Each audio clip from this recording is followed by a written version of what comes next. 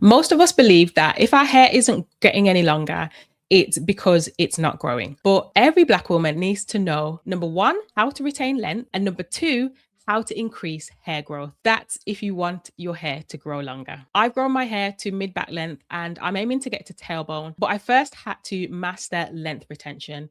If you don't have any idea how to retain length, I encourage you to watch this video first and then come back to this one, because in this video, we're going to talk about hair growth habits, 7 hair growth habits that are proven to actually increase your hair growth. The first one has to start from the inside, and it's to feed your hair from the inside out. Yeah, our hair is made primarily of protein.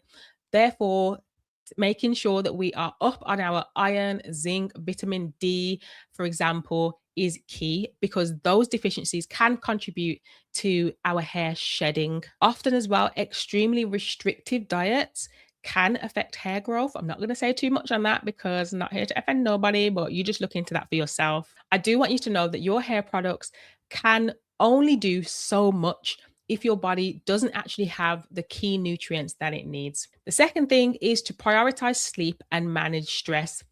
This is an area I'm not the best at in terms of the sleep area. I will say that chronic stress can increase the shedding, your hair shedding in some people.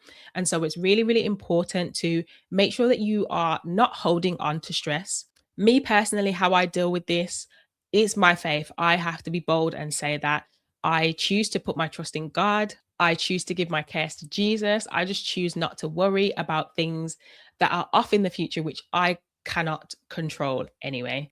So, also, as I mentioned, sleep is important. Sleep is where our body is repairing itself, right? So, that's so important that we are getting enough sleep. Hair growth is affected by our overall health and not just our wash day routine or moisture routine. So, these things are very, very key, particularly if you want to speed up your hair growth. Number three is to keep your scalp clean. Healthy hair really does start with a healthy scalp. And so, getting rid of sweat, getting rid of oils, getting rid of product buildup that accumulates over time is really important. And so, ideally, we want to be washing our hair regularly on a schedule and just maintaining a healthy environment for our hair follicles. Water hydrates our hair better than anything. And so, some people that do have dry scalp, sometimes we actually just need to drink more water. That can help in many cases. The fourth one is to massage your scalp regularly. Building in a simple 5-minute habit every day can definitely stimulate blood circulation to your scalp and therefore increase hair growth. If you're doing this, then definitely be gentle. Don't scratch your scalp with your nails. You don't want to do that. Just use the pads of your fingers. But if you want to know a bit more about the benefits of scalp massaging and how I do it, then I'm going to link a video above. Feel free to watch that afterwards. Number 5, avoid excessive tension. I think this is one that probably most of us women fall down on. We definitely use excessive tension with the kind of styles that we try to do. And I'm also guilty of this because even when wearing my twist or plaits, sometimes I have plaited the roots a little too tightly, and tight styles will place, repeated stress on our hair follicles, which is not good, particularly our edges and temples. They're often the first place to show damage. So we really want to reduce tension, particularly in that area, but generally in our scalp all over.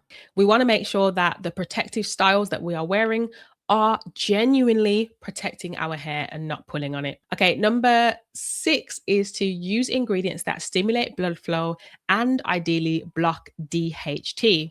So things like rosemary oil, peppermint oil, sal pimento, pumpkin seed oil, caffeine, green tea, things like that. Feel free to incorporate those maybe in some kind of oils. And the last one, which is so key, is to stick to a routine. Definitely long enough to be able to assess whether it's working. Our hair does grow slowly. And so our results are going to take time. And so, constantly switching products, constantly switching what we're doing, it makes it impossible. It makes it really, really hard to know if what you're doing is helping or what you have changed to is helping.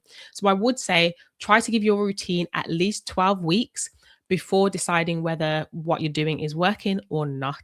That's actually why I created the 12-week hair growth accelerator, which helps you to build your own hair growth routine. So if that's something that you need, then click the link down below and feel free to grab that. A key thing is you really just want to be consistent in everything you're doing. You know, our hair growth, it does genuinely start from beneath our skin, not on the strands that we see. So there's no oil or serum or whatever that can replace the fundamentals of having a healthy scalp and a healthy body. But I will say that those things can work together. Okay, now that you know how to increase hair growth, I need you to know your hair will be growing, but you honestly will not notice it getting longer if you don't know how to keep that hair that you're actually growing. Priscilla Shearer is one woman who has grown her type 4 natural hair really, really long, and she's telling you exactly how she did it. So her video is on the screen right now. Watch that next, and I'll see you there.